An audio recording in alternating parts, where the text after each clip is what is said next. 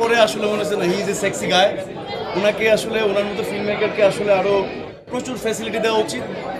উনি আসলে অনেক ফ্যাসিলিটি পাওয়া উচিত, ওনাকে হেল্প করা উচিত। আমার মনে হয় যে ওনাকে যদি আরও হেল্প করা যায়, ওনার সাথে আরও থাকা যায়, উনি আরও ভালো ভালো সিনেমা বানাতে পারবেন ডেফিনেটলি। আমার মনে হয় যেহেতু এখন আস্তে আস্তে দর্শক বাড়ছে এবং অডিয়েন্স হলে আসছে, আমি আশা করবো যে এইভাবে যদি চলতে থাকে আমরা খুব দ্রুত আরও ভালো কিছু হতে বা আমাদের বাড়তে পারবো। না, ওভারঅল আসলে আমার পক্ষে যতটুকু সম্ভব, আমি তো সিনেমা পছন্দ করি, সিনেমা আমার ভালো লাগে। তো আমি সবসময় চেষ্টা করি আসলে আমার সিনেমাগুলো শুধু দর্শক নন্দিত না, ব্যবসায়িকভাবেও যাতে আসলে সফল হয়।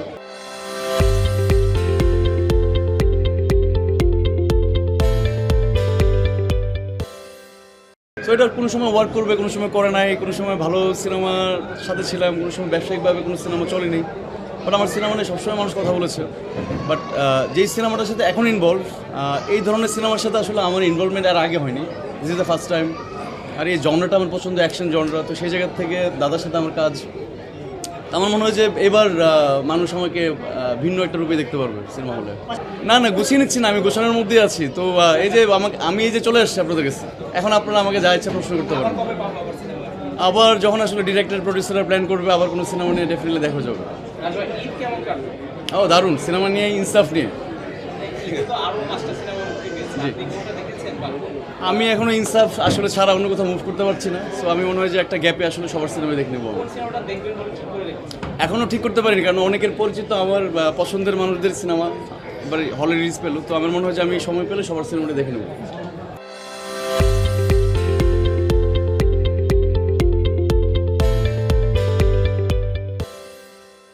না, প্রমোশনের ব্যাপারটা তো আসলে ডিফারেন্ট। কে কীভাবে প্রমোশন করবে, কে কীভাবে প্রমোশনের ব্যাপারটা আসলে সাজাবে। তা আমার মনে হয় যে আমাদের আরও বেশি অ্যাক্টিভ হওয়া দরকার প্রমোশনে, যেহেতু মানুষ এটা পছন্দ করছে, ভালো লাগছে মানুষের। তো ভালো লাগার জায়গাটা যাতে আসলে প্রচার করা যায় আরও, আমার মনে হয় যে সিনেমাটা দেখতে আরও মানুষ আসবে হবে। মানুষ কী বলছে এটা তো আমি জানি না, বাট আমি অনলি জানি যে না, আমি অ্যাক্টর। আমার কাজ হচ্ছে সিনেমা করা, অ্যাক্টিং করা। আর মানুষ ভালোবেসে আসলে যেটা বলছে এটা আসলে তাদের ভালোবাসার ব্যাপার। আর আমার যে কাজ, এটা আমি আসলে কন্টিনিউয়াসলি করে যাব, সিনেমা করে যাব।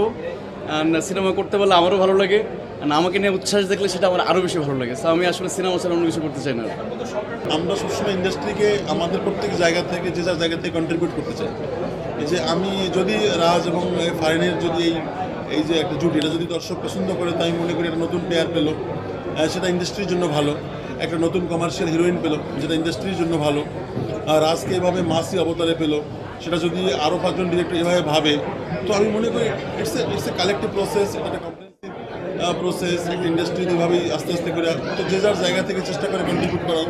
আমি মানে অ্যাজ এ ডিরেক্টর, একজন চলচ্চিত্র কর্মী হিসাবে, একজন পরিচালক হিসাবে চেষ্টা করেছি নতুন কিছু অফার করার অডিয়েন্সকে, এবং ফর্চুনেটলি অডিয়েন্স সেটা ভালোভাবে রিঅ্যাক্ট করেছেন। তো this is amazing for us.